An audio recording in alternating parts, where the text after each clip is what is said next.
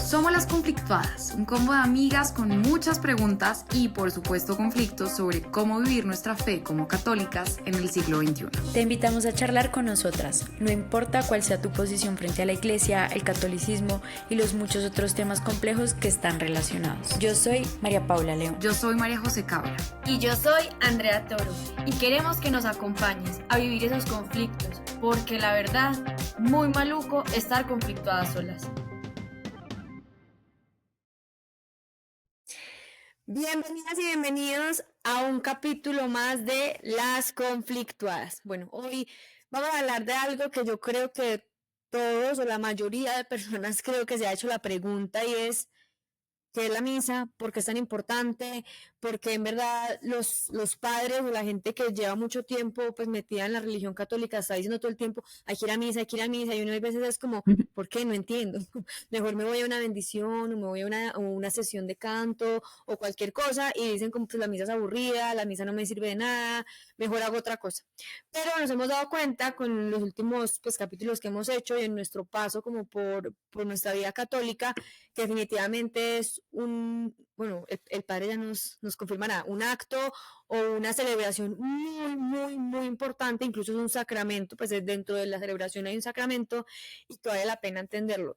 Y entender como, ¿por qué? Porque yo creo que para muchos es un conflicto de por qué esta ceremonia es tan importante y por qué vale la pena vivirla con tanto fervor y tanta entrega cuando está a todas horas hay misa, cada domingo pues hay la posibilidad de ir, que importa que no vaya un fin de semana, mejor dicho, entender en verdad este acto por qué funciona tanto.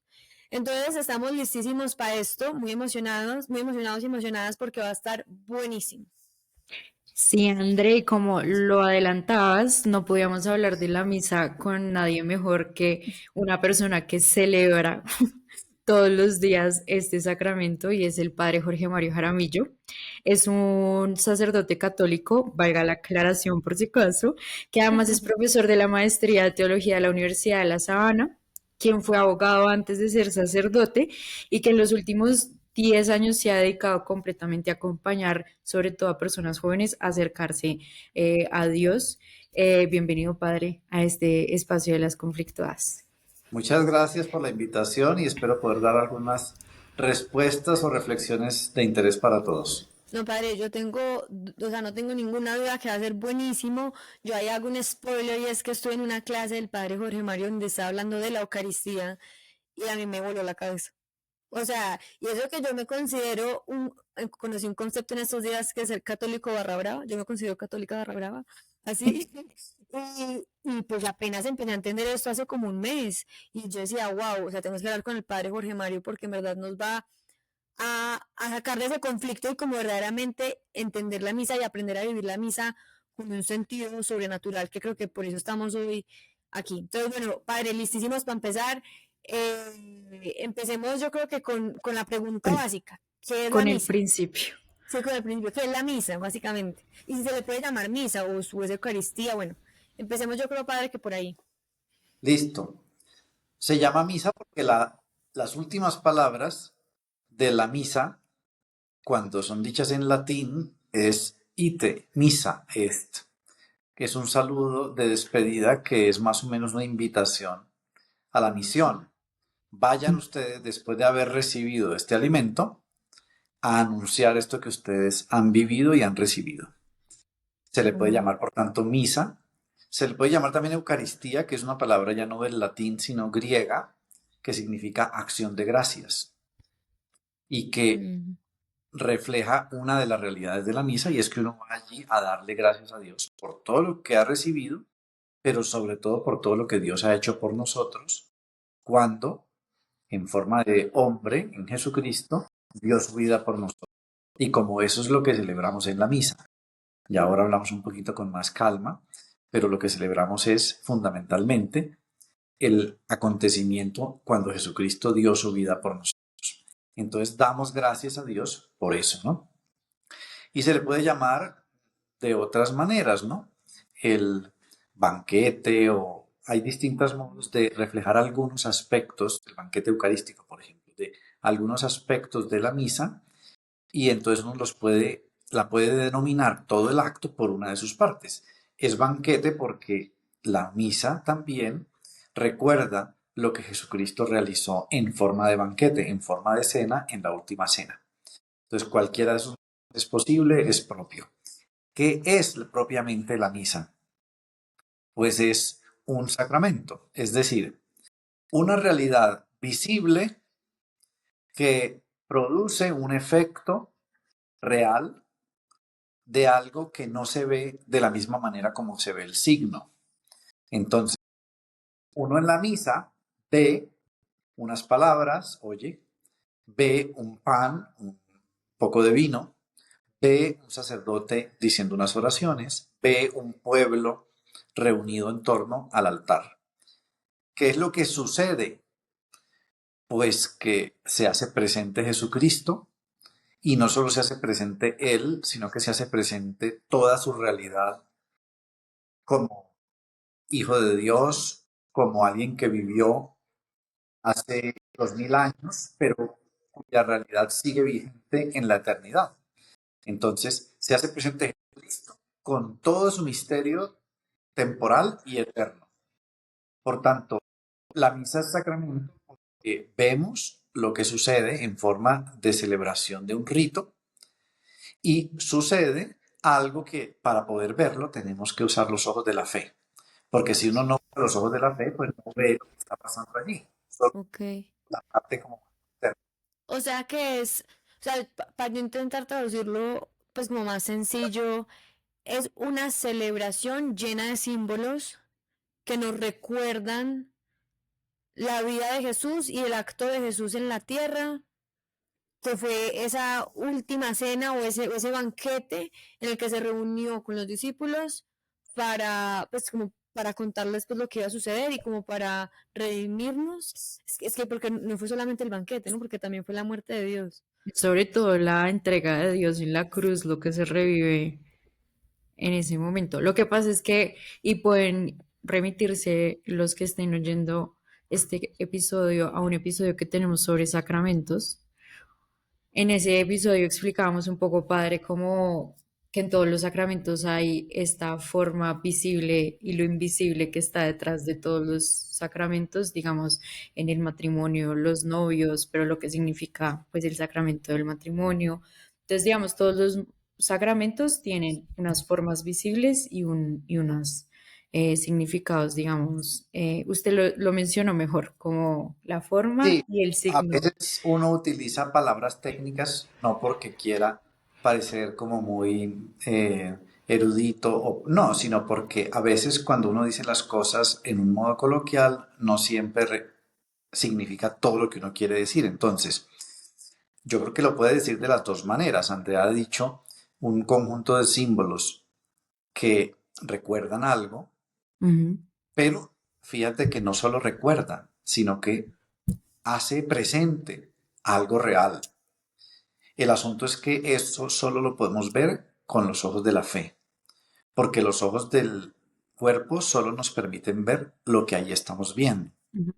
Que esa es Entonces, la mayor dificultad, yo creo que de la misa.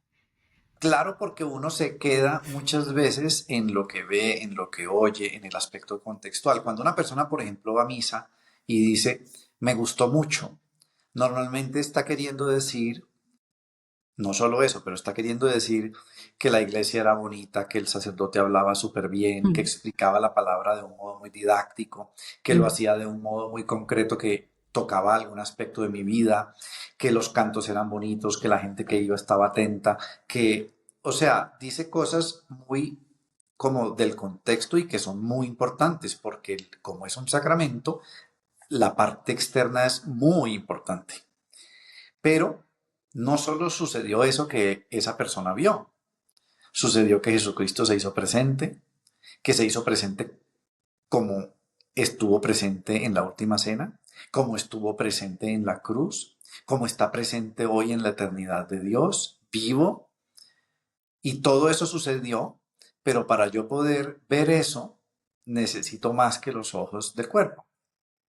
Eso es Ujú. lo que significa sacramento. Entonces, como se hace en forma de un rito, uno tiende a pensar que lo importante es la forma del rito, lo externo. O a veces lo que sucede es que uno dice, no, es que es un poco aburrido porque el rito de por sí pues puede resultar un poco más difícil para una persona en algún momento de su vida o en algún momento de su semana o según las circunstancias o el sacerdote que la celebre puede ser más o menos ameno. Pero la parte del rito no Mm. es la que da como el total de la significación de lo que ahí sucedió. Sea, para que quede claro y sencillo, lo más grande, digamos, en la misa pasan muchas cosas, pero lo más grande que pasa es que revivimos el sacrificio de Jesús por nosotros en la cruz, pero como si estuviéramos ahí enfrente, no solo como imagina como una obra de teatro, no, sino que en la misa se vuelve a vivir ese momento como si estuviéramos ahí enfrente de la cruz de A mí me Jesús. gusta pensar que es como si uno abriera una ventana en el tiempo y en el espacio, porque uno se vuelve a trasladar a los eventos que vivió Jesucristo en el tiempo y en el lugar. Pero eso no ocurre como un acto mágico, sino que ocurre como un acto real que se presenta a los ojos de fe. Entonces, Pero yo tengo ahí una duda, padre, cuando hablamos de los ojos de la fe. O sea, si por ejemplo llegara un turista a Bogotá, un ujú. turista oriental que ni tiene ni idea, pues no nunca ha tenido ni idea de la religión católica, nada, pero pues entró ahí a la Catedral Primada de Bogotá y le pareció divina y está pasando la misa, ¿cierto? Y entra y está en el momento de la elevación, el evento está pasando, pero o sea, este personaje no tiene fe, que es un turista oriental que no tiene ni idea, solo que entró a la iglesia porque le pareció bonita. El que el que está viviendo, porque digamos los feligreses, pues uno dice, bueno, tienen un nivel de fe, pues y eso, porque yo creo que la mitad de los feligreses no tienen tan claro pues que está pasando exactamente eso. ¿Qué relación tiene este momento con el turista que no tiene nada que ver? Entonces, lo que está pasando, aunque él no lo vea. Incluso podría estar pasando aunque los que estén ahí presentes no lo vean.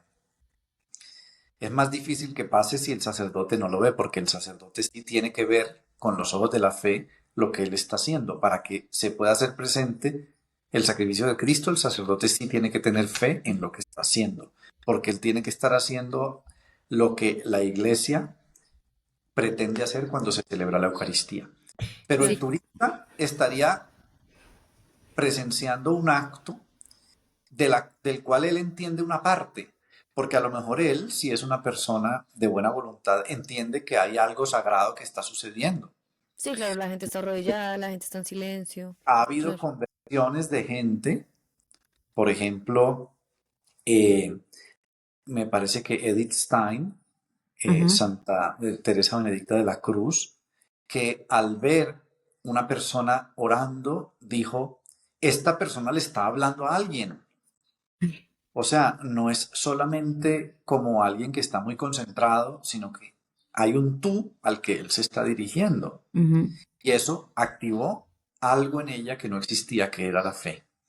mm. Pues algo parecido puede sucederle a ese turista, que él diga, aquí está pasando algo que yo no entiendo suficientemente, pero yo sí alcanzo a vislumbrar que esta gente está convencida de que está pasando algo muy sagrado.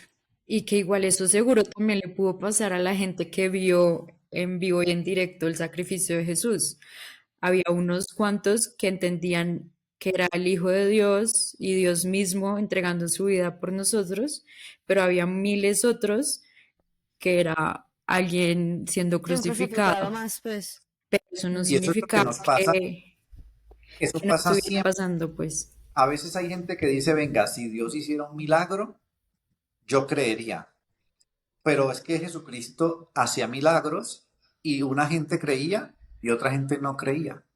Eso es la diferencia que hace la fe, porque uno puede mirar lo mismo que está pasando con fe o sin fe. El mismo que decía, perdón, el mismo que suscitaba la reacción de este hace esto por el poder del demonio, suscitaba la reacción en otros que decía, este es el Hijo de Dios. el mismo que en la cruz nos decía, baje de la cruz, ¿cómo se le ocurre estar allí? El centurión dijo, este verdaderamente era hijo de Dios. Entonces, eso sucede con las realidades espirituales y en particular con los sacramentos, que uno no ve la gracia con los ojos del cuerpo, pero sí la puede ver con los ojos de la fe. Ya. Padre, cuando uno dice los ojos de la fe, pues eso sale un poquitico, nos salimos un poquitico del contexto de la Eucaristía, pero me gustaría entrar ahí como para entender, cuando uno habla de los ojos de la fe, obviamente es pues las gafas católicas de decir yo creo en esto, a mí no lo esté mirando y voy con toda. Pero también es como entender que, esto suena muy raro, pero como en ese mundo paralelo de la divinidad, si yo tuviera la capacidad de ver lo divino, o sea, yo sí pudiera estar viendo todo como es, o no, o ya Pues no, me elevé mucho. hay una película sobre la Eucaristía que yo les recomiendo mucho, que se llama El Gran Milagro. Es una La Ay, amo. película es que... animada y más o menos representa esto de modo cinematográfico y es Ujú. lo que uno está viendo. Hay un trasfondo espiritual que uno no está viendo y entonces va mostrando cómo, por ejemplo, cuando el sacerdote eleva la hostia y eleva el cáliz, está en ese momento Jesucristo en la cruz abriendo sus manos y dando su Ujú. vida por nosotros. Es un modo iconográfico de representarlo, pero tampoco sabemos exactamente eso en el cielo, en la eternidad, cómo se ¿Cómo se vive, ve? porque nosotros no estamos metidos en esas coordenadas por el momento. Claro, Padre, y ya que habló del gran milagro, que yo me la he visto varias veces, yo no. y seguro el que hizo catequesis, el que nos esté oyendo y haya hecho catequesis, seguro la usó en su catequesis para explicarle la misa a los niños. Y por mucho tiempo estuvo en Netflix, de pronto todavía la encuentran en Netflix, es una película súper sencilla, como en las imágenes, pero es muy buena. Y ya que usted la menciona, me gustaría como que habláramos de las partes de la misa. Pues yo sé que la misa es, o sea, podríamos estar aquí 4 horas o más hablando de, y hay teólogos y santos de la iglesia que escribieron toda su vida sobre la misa. Entonces, pero si pudiéramos hacer como escoger como los momentos más importantes, digamos, para un católico promedio, digamos, que diga, bueno, qué está pasando acá, dónde tengo que poner más atención, pues en todo, pero digamos como misa 1.0 para Da- católicos, ¿cuáles serían esos momentos? Bueno, hay como, realmente la misa está dividida fundamentalmente en dos partes, que es las mismas partes en las que estaba dividida la liturgia judía del pueblo de Israel.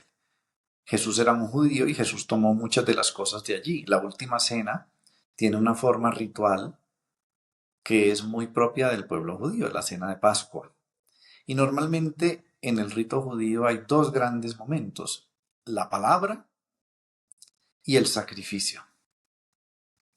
Y esas son las dos grandes partes de la misa, la palabra y el sacrificio, que lo llamamos también Eucaristía, o mejor, liturgia de la Liturgia de la palabra, palabra. Ah, ya. liturgia de la Eucaristía. Entonces, la primera Liturgia, padre, qué pena es como momento, algo así, como que si uno dijera liturgia momento. es celebración, Ah, ok. rito, ¿no? Entonces, el rito de la palabra y el rito de la Eucaristía es una palabra también griega, ¿no? Que tiene que hacer referencia a la celebración o al rito. Entonces, la primera parte es alimentarnos de la palabra y por eso se leen, digamos, pasajes del Antiguo Testamento o del Nuevo Testamento, un salmo y el Evangelio. Y luego, dentro de esa misma parte fundamental, se explica la palabra, que es lo que es la homilía, y luego normalmente para concluir esa palabra, esa liturgia de la palabra, todos los que están reunidos juntos oran a Dios por distintas necesidades. Y en el caso del domingo también juntos confiesan lo que creemos en la iglesia, que eso se hace recitando el credo. Entonces la liturgia de la palabra es como toda esa parte en la que uno alimenta su alma de lo que Dios ha dicho. Y esa parte es muy importante. Esa parte se lleva a cabo en normalmente un lugar especial. Antes, por ejemplo, se hacían lo que se llaman los púlpitos. Si ustedes van a la iglesia antigua, uno subía por una escalerita de caracol y subía alto. ¿Por qué? Pues porque había micrófonos para que eso le llegara a todos. El sacerdote subía allí y desde allí tenía como una amplificación natural.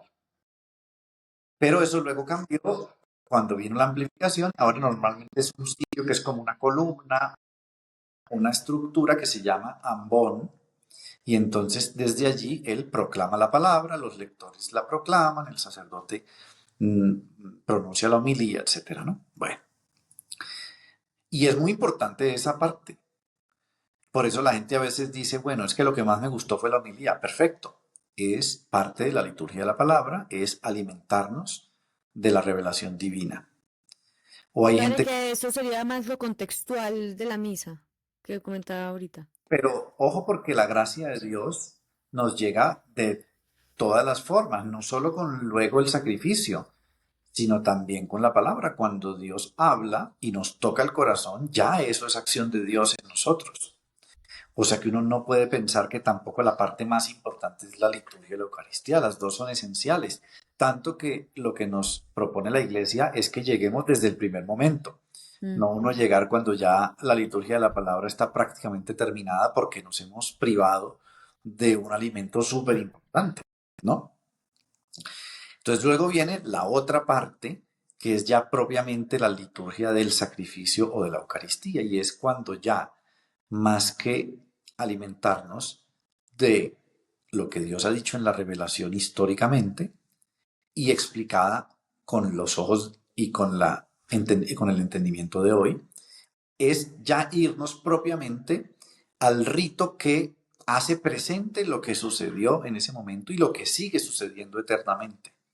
Y es que Dios sigue dando su vida y nos salva a través del derramamiento de su sangre en la persona de Jesucristo en ese momento histórico, y hoy lo sigue haciendo vigente a través de la Eucaristía. Entonces ahí, ¿qué es lo que se hace? Se traen al presente a través de gestos y de palabras los acontecimientos que realizó Jesucristo, las palabras que pronunció Jesucristo, y entonces es la materia que va a componer el sacrificio, que es el pan y el vino, se transforma en el cuerpo y la sangre de Cristo, y ese cuerpo y sangre son los que ofrecen propiamente el sacrificio.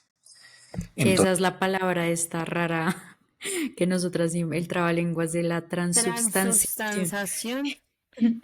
es una palabra, digamos, inventada, o más que inventada, digamos, que se acuñó en la Edad Media. Eso es, digamos, alrededor de la vida de Santo Tomás de Aquino, el siglo XIII, pero un poco antes ya se venía, y que es una palabra de origen filosófico aplicada a un concepto teológico. Una palabra que es la sustancia, que es lo que hace que una cosa sea lo que ella es. Por contraste con los accidentes, que es la apariencia que puede tener algo, o aquello que no es en sí mismo, sino que es existiendo en una sustancia. Por ejemplo, el pan, lo que es la sustancia es el pan, es un alimento, etcétera, y lo que es los accidentes es que tiene un color, un sabor, un olor, una consistencia. Entonces, ¿por qué sirvió esa palabra transubstanciación? Y cómo la utilizó sobre todo Santo Tomás de Aquino, diciendo, mire, hay un cambio en la sustancia y permanecen los accidentes. Lo que era pan deja de ser pan como sustancia, pero los accidentes, la forma, el color, el olor, la consistencia, el sabor, siguen siendo los accidentes del pan. Y eso es lo que significa esa palabra. Eso sucede en el rito de la Eucaristía. Wow, ok, ok. Eso creo que es súper clave entenderlo. Obviamente cuando uno está haciendo la primera comunión y eso siempre le dicen como, ahí está el cuerpo de Cristo. Pero uno es como, ay, sí, cualquier hostia. Pero pues no, o sea, tiene ahí el cuerpo de Cristo real, que yo me impresiona porque yo he escuchado historias de gente que es celíaca, pero igual comulgan y no les pasa nada. Eso sí me ha generado como mucha impresión porque de alguna manera muestra como, ok, aquí hay mucho más que el accidente, o sea, como que la composición, ¿cómo se dice? Como, sí, la composición química de la hostia, pero tiene algo mucho más allá que a esta gente no le da, pues no le da un ataque como en la mitad de pues después de comulgar y los celíacos siguen comulgando, o sea, eso me impresiona.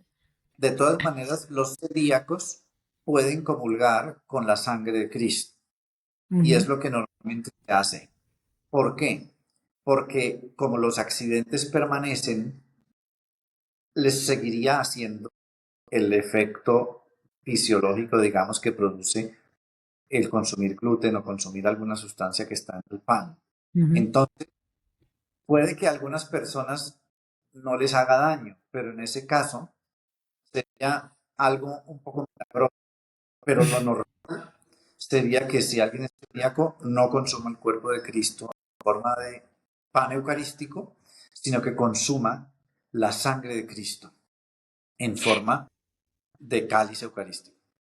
Hay otra cosa súper que a mí también me parece increíble, que usted más o menos lo mencionaba, como que de pronto para uno como fiel que va a la iglesia no es tan necesario, digamos, o sea, seguramente a muchos de los que nos están oyendo alguna vez han dicho, pero este sí será el cuerpo y la sangre de Cristo y de pronto han tenido que trabajar en su fe, digamos, frente a esto. Pero a mí me impresiona mucho todos los milagros eucarísticos, digamos, que ha habido, sobre todo a los sacerdotes que han dudado en algún momento de que eso realmente sea así y que literalmente, entonces en ese momento de la duda y están celebrando la misa, pues o la hostia se convierte en carne literal y que han probado que es parte del corazón y bueno, como hay muchos milagros eucarísticos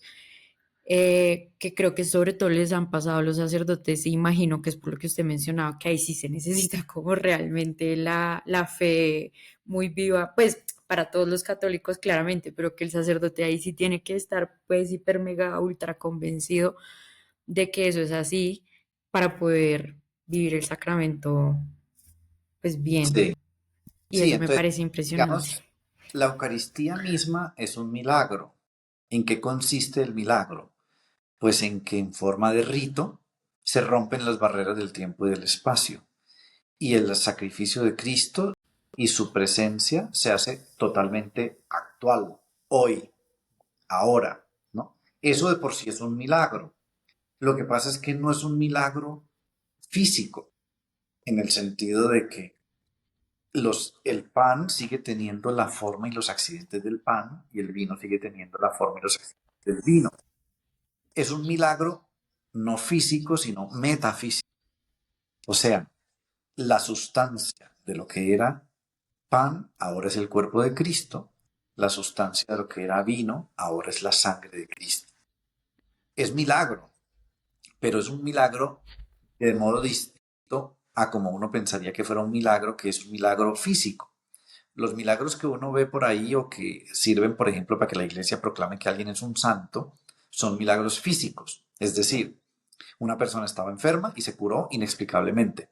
O cosas hasta súper fuertes como por ejemplo el milagro hecho por la Virgen a una persona en una ciudad española hace muchos años que fue que le apareció una pierna. O sea, cosas que son comprobables y que son hiper físicas. O sea, que nadie puede decir esto, yo no lo vi, a menos pues que se obstinen a hacerlo, pero pues eso es distinto, ¿no?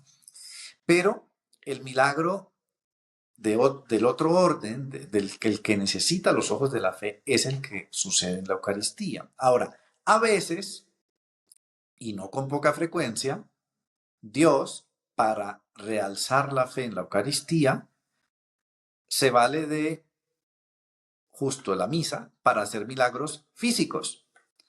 Por ejemplo, un pequeñito milagro sería el que dijo Andrea ahora, que a alguien no le haga daño el gluten que contienen los accidentes del pan. Ese sería muy mínimo. Pero un milagro mucho más grande desde el punto de vista físico sería los que has mencionado tú, Mapis, que es Y hay más de 100 milagros documentados en la historia de la iglesia, por ejemplo, de un sacerdote que duda de la existencia de Jesucristo en la hostia y la hostia se convierte literalmente en un pedazo de carne. O duda Cualquier del, carne, carne humana, pues, o sea, no es claro, como claro, carne. efectivamente, por ejemplo, No es solo un mito, pues, o sea. Exacto, uno es muy carne. famoso, uno muy famoso es el milagro de Lanciano, que ocurrió en el año 700, o sea, comienzos del siglo octavo, de un sacerdote que dudó y eso se convirtió en tejido, de que cuando lo estudiaron es un tejido de miocardio, cuya composición sanguínea es muy propia de una persona que ha vivido en una época como la de Cristo, en un lugar como el de Cristo, y que además ese pedazo de carne está hoy vigente. Y el cáliz se convirtió en sangre, y esa sangre es de un tipo de sangre, AB positivo, que es un receptor universal, que es, o sea, hay una serie de cosas que uno dice, bueno, yo puedo no tener fe, pero sí puedo verificar que lo que ahí ocurrió no tiene ninguna explicación física, ¿no? Entonces, pues digamos que Dios a veces hace milagros físicos dentro de ese otro milagro eucarístico que es un milagro, como digo, metafísico. O por ejemplo, en el siglo XIII luego ocurrió otro milagro fuertísimo, el de Bolsena, que fue el que luego dio origen a toda la devoción que hay en la iglesia, a las procesiones, a las bendiciones eucarísticas del Corpus Christi, todo eso, digamos que, ¿no? Pero como siguen ocurriendo, o hace en el siglo XX en Argentina, pues también un milagro muy fuerte de hostias que están, que unas, no me acuerdo si el de Argentina fue unas hostias que sangraron o fueron unas hostias que están todavía vigentes, como 300 hostias que se robaron y están todavía que no se han corrompido, siendo que eso es pan, ¿no? O sea que hay muchos milagros documentados y hay muchos sitios donde se pueden ir a mirar esos milagros y eso estimula la fe en la Eucaristía. Pero en todo caso, incluso el milagro físico, como digo, necesita fe, porque uno puede empezar a decir, no, esto se debió a que los componentes químicos, entonces, bueno, yo creo que la misa, por como hacer síntesis, es de por sí un milagro, pero además de eso, Dios muchas veces hace milagros eucarísticos para acrecentar nuestra fe en la Eucaristía. Para, y con todo eso, digamos, bueno, eso es una raro, pero como para activar el milagro, tú habías dicho que hay que decir unas palabras. O sea, yo pienso mucho como, ay, para no me vaya a regañar, como en Harry Potter que tienen que decir el conjuro perfecto para que salga el hechizo, ¿cierto? Eso es un poco parecido, como que hay que decir las palabras adecuadas como para llegar al momento del milagro. No. Claro, hay gente que a veces piensa que en la Eucaristía el milagro de la conversión del pan y el vino en cuerpo y sangre de Cristo, de la transubstanciación, ocurre en un momento determinado, un poco mágico. Y realmente el milagro de esa conversión, de esa transubstanciación, es toda la Eucaristía. Lo que pasa es que dentro del rito hay unos momentos muy importantes que hacen parte, que no se puede prescindir de ella para que el rito sea propiamente el de la Eucaristía. Y son Ah, gestos y son palabras. Entonces, ok. ¿qué es absolutamente esencial para que ocurra la Eucaristía? Que el sacerdote tenga fe en lo que está haciendo, que quiera hacer lo que la iglesia hace cuando se celebra la Eucaristía, que utilice las palabras que la liturgia establece para eso, que haga los gestos, ¿no? Hay un gesto que es cuando el sacerdote pone las manos así, invocando al Espíritu Santo, porque creemos que Sí, deberían sonar las campanas. Ya en muchas iglesias no suenan las campanas, pero ahí normalmente suenan unas las campanas. campanas ya son algo explicativo o que acompaña.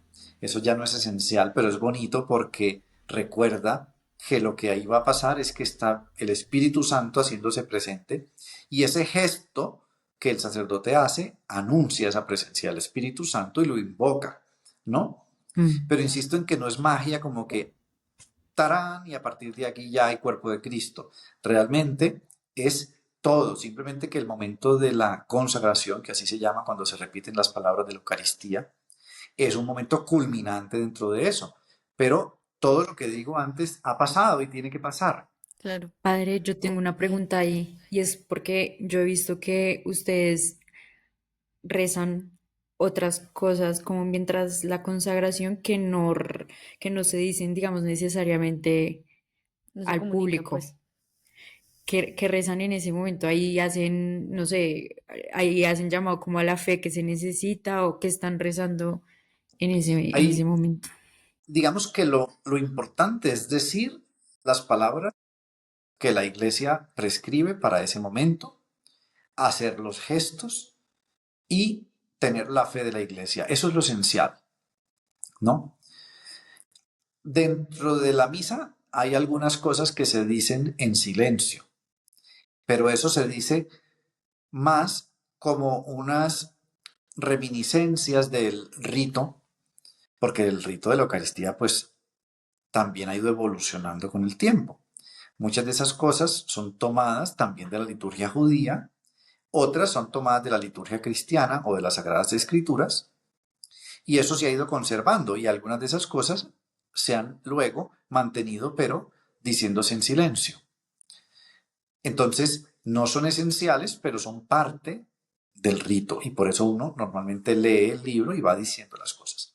Pero también hay otras cosas que el sacerdote dice en silencio para como aumentar su fe, para él mismo está también tratando de que la Eucaristía a él lo transforme como persona. Entonces, Claro. uno en la Eucaristía trata de no distraerse, de decir cosas que le ayuden, Ujú, que promuevan la fe en lo que uno está. Entonces, uno a veces dice cosas porque se le ocurren, o claro. devociones, o uno pide por intenciones. Es que, claro, es Jaculatorias que es muy o... fácil que también ustedes como padres caigan en la monotonía, porque con un discurso que dicen va tantas veces, pues que uno hasta se lo sabe y pues no Claro. celebra la misa.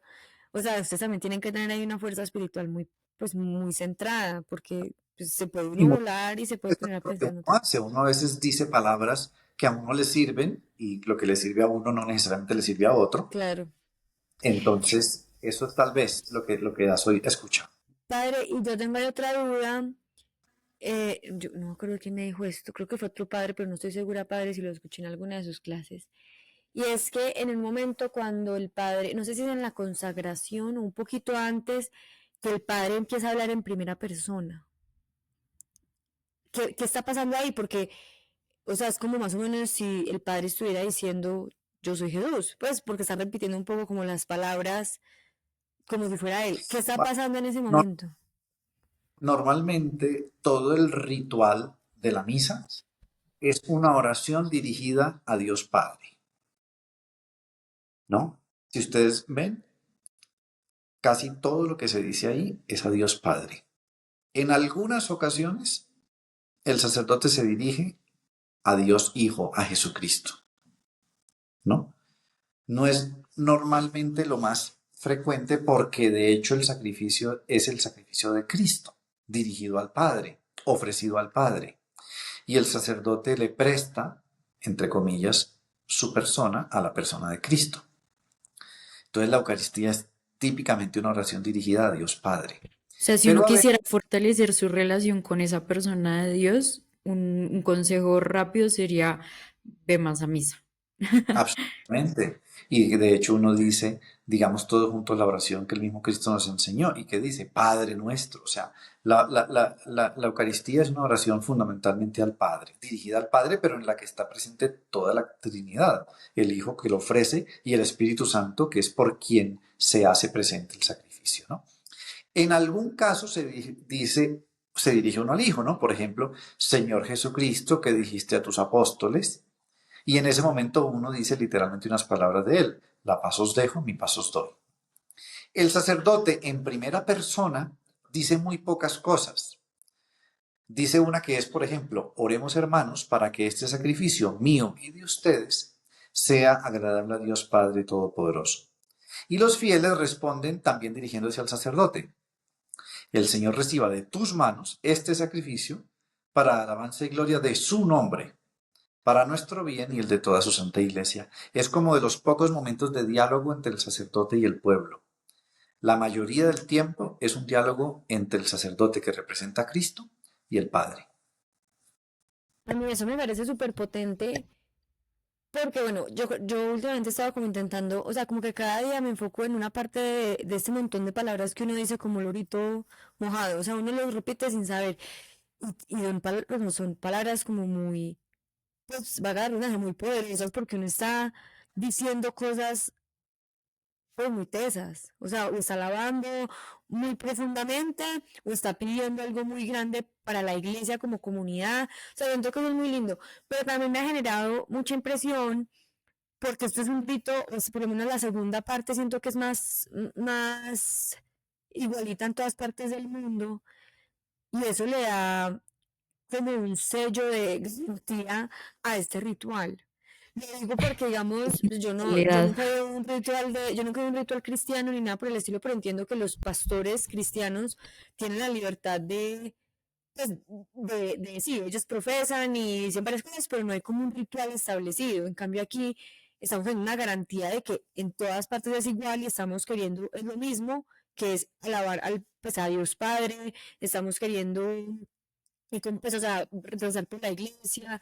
Yo siento que le da como una uniformidad muy importante porque lo hace trascendente en cualquier parte y es exactamente lo mismo, digamos, se eliminan muchas esas intenciones particulares que pueden llegar a haber en otros ritos.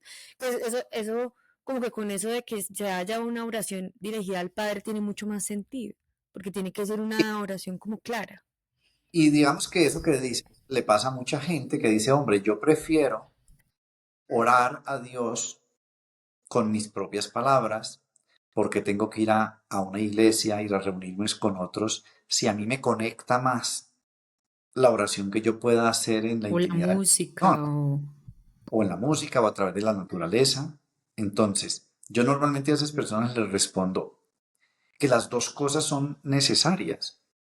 Es muy importante orar a Dios desde el corazón, a través del cosmos, a través de las otras personas. Es, por así decirlo, una oración que desde abajo sube hacia el cielo.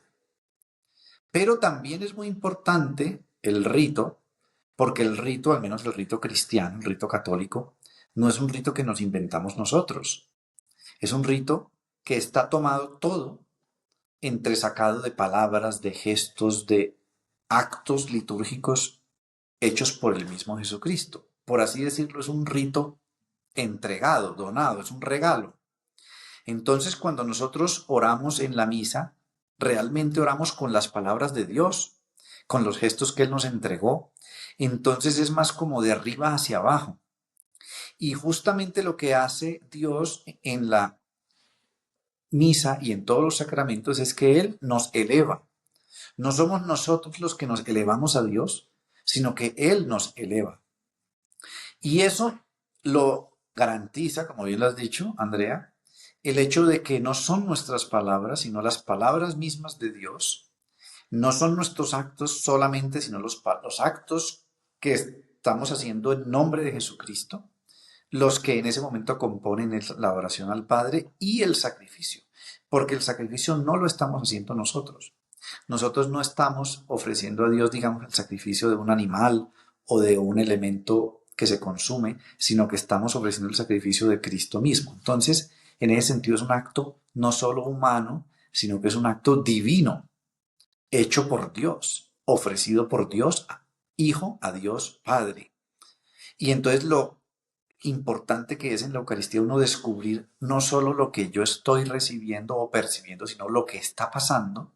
Eso es lo que uno, en la medida en que va profundizando, conociendo mejor el rito mismo, disfrutando las palabras que ahí se dicen, concentrando todos los sentidos, tratando de acompañar con el corazón las distintas partes, entonces ya uno se va dando cuenta que ese es un acto que me trasciende, que es superior a mí y por tanto no es lo mismo que ir a que alguien me diga de un modo muy erudito o muy didáctico o muy simpático algo, sino que voy a hacer una acción divina y eso es más poderoso que hacer solamente una acción humana. wow, Eso, padre, wow, sí. sí, wow. Ya, o sea, esto fue, creo que el culmine más top del tema Sí, y que en verdad Y creo que también podría ser la respuesta cuando la gente dice es que la misa es muy aburrida. Que lo he dicho, o sea, yo no me voy a quitar el sombrero de que no, porque yo lo he dicho, es que es muy aburrida hay veces. Y uno se quiere quedar dormido, lo voy a decir. Pero, pero es donde de nuevo está el sello de calidad.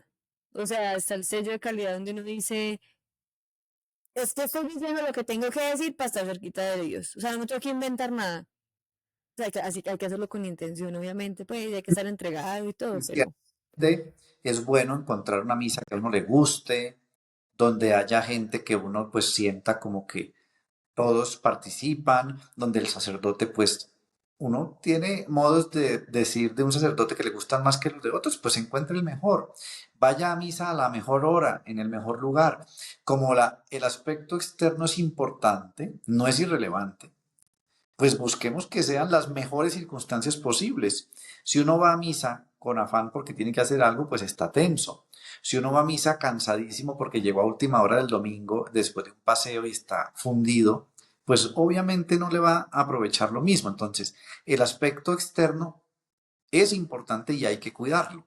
Pero si uno solo se queda allí, yo creo que se pierde parte muy grande del tesoro que supone este sacramento. total. Totalmente.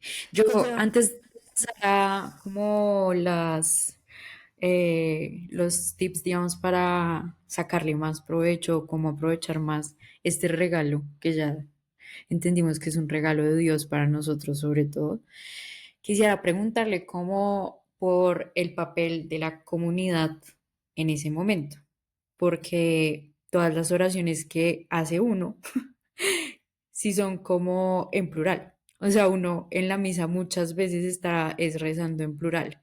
Y el momento de la paz. Entonces quisiera preguntarle cómo por ese rol en la misa específicamente, en la iglesia lo hemos hablado, pero en la misa específicamente de la comunidad. Vale. De hecho, es toda la iglesia la que celebra la Eucaristía y aunque haya una persona acudiendo a la misa, allí está presente toda la iglesia del cielo, toda la iglesia de los difuntos que aún no han llegado a la presencia de Dios, lo que se llama la iglesia purgante, y toda la iglesia que estamos todavía en este mundo, que se llama la iglesia militante. Todos estamos presentes en la Eucaristía. ¿Por qué? Porque el sacrificio lo ofrece Cristo, que es la cabeza de este cuerpo, que es la iglesia. Entonces la participación del pueblo es fundamental para ofrecer el sacrificio en nombre de Cristo por toda la iglesia. Eso se manifiesta de modo ritual y pues, efectivamente hay gestos de unidad, de fraternidad, de participación. Participar es muy importante para que se haga como manifiesto esa realidad de que es toda la iglesia, porque además esto también, haciendo un poquito de recuerdo del pueblo de Israel, es todo el pueblo de Israel el que oraba a Dios pidiendo. La Pascua era la liberación del pueblo de Israel. Todo el pueblo de Israel tenía que celebrar la Pascua.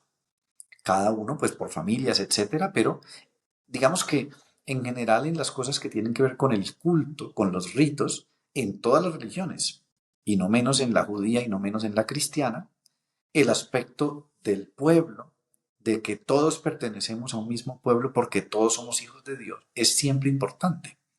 Y también por eso decía yo que no es lo mismo rezar en la intimidad del corazón o en la soledad de la habitación que rezar en una iglesia en la que todos estamos representando el cuerpo de Cristo. El sacerdote en ese momento presta su voz y sus palabras a Cristo y ahí estamos reunidos todos como comunidad. Y en el cielo estaremos todos. Allá el cielo no es una relación unilateral de uno con Dios.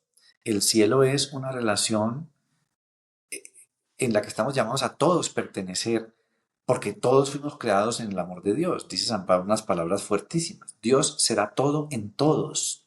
O sea, no sabemos exactamente cómo es, pero lo que sí sabemos es que la plenitud a la cual hemos sido llamados no es una plenitud individualista. Eso es muy propio de un mundo que se ha vuelto más individualista, pero toda la riqueza de la vida espiritual es siempre una riqueza compartida. Total. Total, que yo creo que ahí viene mucho que lo que hemos hablado también en temas de nueva era, que la nueva era, de alguna manera, sí llama a actos muy individualistas, muy individualistas. Sí, la gente tendrá su comunidad de Reiki o no sé qué vainas, pues porque no soy experta en esto, pero si es muy mirada al yo, al yo, al yo, al yo, y en verdad en la iglesia católica si hay una mirada muy a la comunidad, a ayudar al otro, al servir, a salirnos de nosotros mismos, porque también es la manera en la que uno encuentra el amor de Dios, en la que uno resuelve sus problemas, o sea, en la que uno hace todo, porque uno es un ser también social, o sea, uno no es un ser, pero si no nos hubieran creado acá en una caja individual. Digo yo, pues no, o sea, uno vive, uno lo creen como en otra cosa. Bueno, y ya como para ir terminando, antes de los tips de misa, qué pena, yo tengo una última pregunta que yo sé que es un dato muy puntual.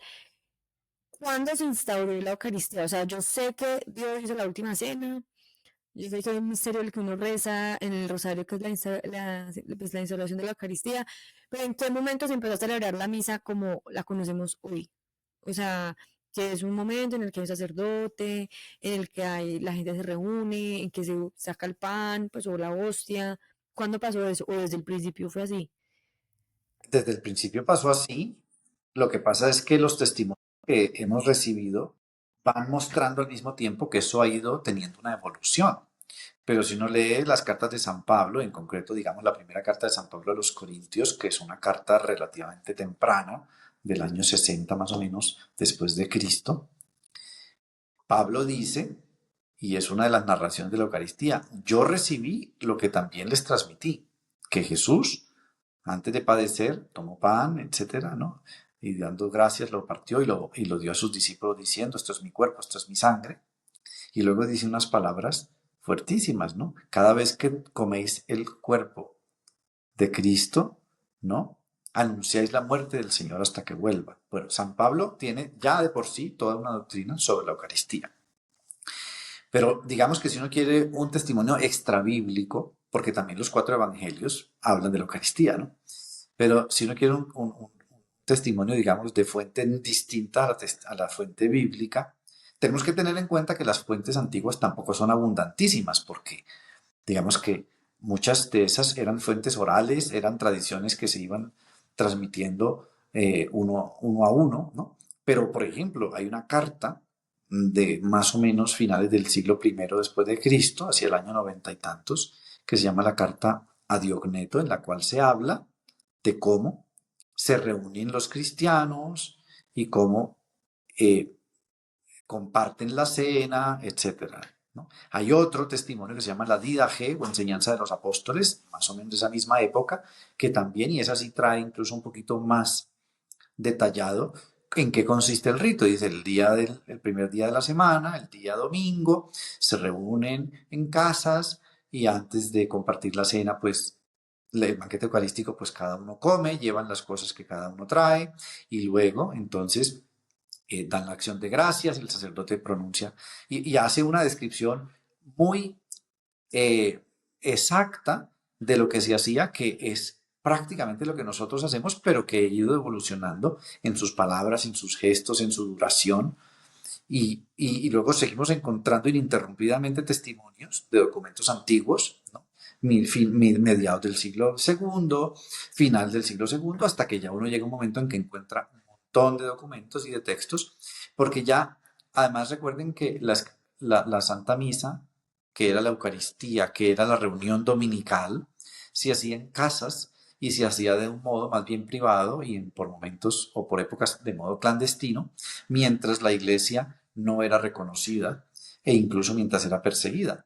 Solo a partir de comienzos del siglo IV, la iglesia ya tiene una libertad de movimientos absoluta y solo a partir de entonces se empiezan a hacer iglesias, templos. Mientras tanto, era una religión que se hacía fundamentalmente en casas de familia. Entonces, no podemos pretender que ya desde el momento cero tuviéramos lo que hoy tenemos, porque la evolución misma del cristianismo, pues, fue permitiendo muy gradualmente que pudieran ir celebrando públicamente la Eucaristía, pero siempre la hubo y, como digo, es ininterrumpida esa tradición desde la época apostólica. Súper chévere saber eso. O sea, creo que es clave porque uno sí, yo siempre me imaginaba como, entonces San Pablo ya empezó a hacer la misa así, y entonces todo el mundo ahí mirando sea, el púlpito y todo, o sea, pero decía, no, pues fue imposible, o sea, tampoco.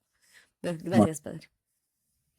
Bueno, padre, entonces finalmente, para cerrar, tips para vivir mejor la misa. Cortos, sencillos y prácticos. Llegar a bueno, yo tiempo, diría uno. llegar a tiempo, o no ponerse uno a decir a partir de qué momento que yo llegue es válido o no es válido. Yo diría no preocuparse tanto por eso, sino llegar incluso un poquito antes. No solo para coger puesto, sino para uno decir, llega interiormente preparado, como uno pues cuando llega a un acto, pues uno llega con un poquito de anticipación, ¿no? Y yo diría, hay un concepto que me gusta mucho que lo empleaba San José María y es, uno tiene que tener unas normas de urbanidad en todo, pues también hay unas ciertas normas de urbanidad en la misa. Ir bien vestido, estar bien sentado, eh, apagar el celular, o sea, me parece que es la urbanidad normal de quien está viviendo un evento súper importante en su vida y súper significativo para él, ¿no? Bueno, Total. los que dije hace un rato y es escoger un buen lugar, un buen horario. Acuérdense que a la misa dominical se puede acudir desde el sábado por la tarde. Entonces, pues si uno va a ir de paseo, pues mejor va el sábado por la tarde que el domingo a las 8 de la noche cuando uno ya está muy cansado y puede no llegar por el tráfico. Entonces, pues un buen sitio, ir con las personas que uno sabe que le pueden acompañar, ojalá en familia. Bien, o sea, esos aspectos contextuales me parece que son importantes, ¿no? Pero luego, por dar como algunos tips ya de aprovechamiento, yo te diría, en la medida en que uno entienda mejor la misa, uno la vive mejor. Entonces, ir de vez en cuando mirando en qué consiste la misa, cuáles son las partes de la misa, volver a leer no solo lo que el sacerdote dice, sino las indicaciones que ahí aparecen se llama el misal, el libro donde está, y se llama rúbrica porque en latín eso significa en color rojo, están las indicaciones del sacerdote, cómo se mueve, qué dice, qué hace, el pueblo cómo responde. Alguna vez darle una ojeada a eso y entender todo el significado que hay detrás de cada gesto ayuda mucho. No es que siempre haya que hacerlo necesariamente, pero alguna vez sí. E incluso cuando uno habla con Dios a través de la oración personal, de vez en cuando uno podría hablar con Dios justamente sobre el contenido de la misa o sobre el rito de la Eucaristía y pedirle al Señor, Señor, dame luces, ayúdame a entender, dame gracia, Espíritu Santo, por favor, enséñame, muéstrame. Yo creo que vincular más la vida de oración a la Eucaristía es muy bueno. Y ya el consejo, digamos, más probado que un sacerdote puede dar es que cuando una persona empieza a tener amor a la Eucaristía, por supuesto, comulga el cuerpo de Cristo porque está en gracia de Dios, eso hace que su vida espiritual cambie. Y si esa persona además empieza a acudir a la Eucaristía, no solo el domingo, sino alguna vez en la semana, o a hacer actos de piedad eucarística, pasar por una capilla al Santísimo, hacer adoración, etcétera, ahí sí que ya eso es un upgrade total en su vida espiritual. Cambia radicalmente cuando uno vive con la Eucaristía muy presente en su vida a cuando uno en cambio tiene la Eucaristía como una cosa secundaria o residual. Padre, ¿qué gracia recibe uno cuando va a la misa? La gracia del sacramento propiamente, que es pues recibe el cuerpo de Cristo si lo recibe, ¿no? Acude, digamos, a verla lo que está sucediendo ahí, que es la representación del sacrificio de Jesucristo. Eso ya de por sí es una gracia, por tanto eso lo eleva a la vida divina. Pero hay también algunas gracias actuales, como que fortalece la vida espiritual. Luego, los pecados se perdonan cuando son graves, de ordinario a través de la confesión.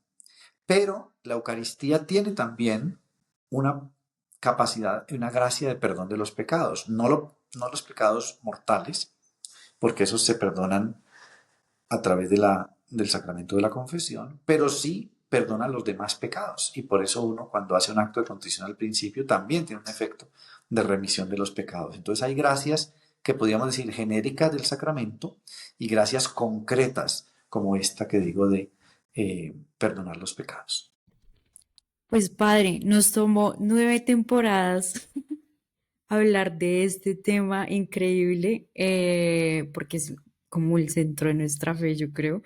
Pero bueno, lo hicimos en esta novena temporada. Muchas gracias. Creo que sobre todo es una invitación para todos como a cambiar un poco las gafas con las que vemos la misa y a ponernos las gafas que usted mencionaba de que es un regalo, de que la misa es un regalo y verla desde ahí seguro puede ayudarnos como desde lo humano y desde lo divino a vivirla de una mejor manera o cambiarle como la forma en la que la estábamos como o nos estamos aproximando a ellas. Yo me voy con, o sea, quedé marcada con que es una oración sobre todo a Dios Padre, como que nunca lo había visto de esa manera. Sabemos que todas las personas de Dios actúan en consonancia, digamos, y sincrónicamente, pero que sobre todo sea como una forma de acercarse a Dios Padre. Creo que también es algo a lo que le podemos sacar mucho provecho.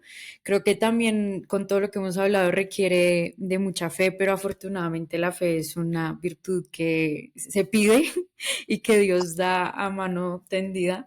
Entonces, si uno la pide con constancia, entonces sí creo que este capítulo es sobre todo darnos la oportunidad de ver y descubrir ese regalo y empezar a descubrir ese regalo tan grande, tan misterioso y tan increíble que es la misa. Entonces, muchas gracias a usted y muchas gracias a todos los que nos escucharon porque es muy maluco estar conflictuadas solas.